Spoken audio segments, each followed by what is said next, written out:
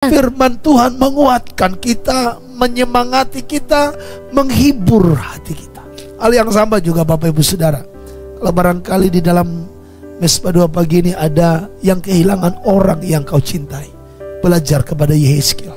Kalau Yehezkiel, saudaraku, bukan karena sakit istrinya, Tuhan bilang hanya sebagai lambang. Jadi tepat seperti kata Paulus, kalau kita hidup, hidup bagi Tuhan. Kalau kita mati, mati bagi Tuhan. Jadi baik hidup atau mati, kita adalah milik Tuhan. Saya ketika dengar ayat itu, saudara, di tahun-tahun 2011, sejak saya tahu ayat itu, saya baca, maka saya punya prinsip dalam hati begini: saya tidak akan minta mundur dan berpikir dua kali apapun kata firman. Berapa banyak kita berpikir dua kali tentang firman Tuhan yang kita dengar, takut nanti gak enak sama yang lain. Andai kata kita tahu kalau kita hidup, hidup bagi Tuhan, kalau kita mati, mati bagi Tuhan, baik hidup atau mati kita adalah milik Tuhan, apapun kata Tuhan harusnya buat kita itu harus dilakukan. Tidak pikir-mikir.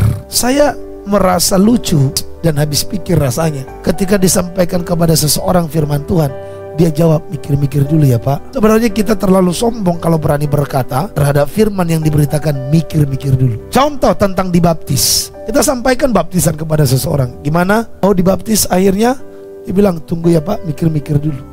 Saudara-saudara, kalau saudara dan saya mengerti kebenaran hidup bagi Tuhan, Paulus katakan Filipi 1 ayat 21, karena bagiku hidup adalah Kristus, mati adalah keuntungan. Itulah Yehezkiel pasal yang ke-24. Dia punya istri, harus mati sebagai lambang, sebagai bahan khotbah bagi orang Israel. Saudara, khotbah itu kan ini bahan, sebagai bahan khotbah.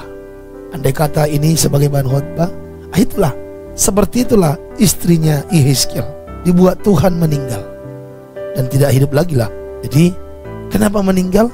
Andai kata ditanya kepada Yehezkiel, dan memang orang-orang pada nanya, kenapa kamu tidak bersedih ketika istrimu meninggal? Dia bilang, karena ini menjadi bahan khotbahku.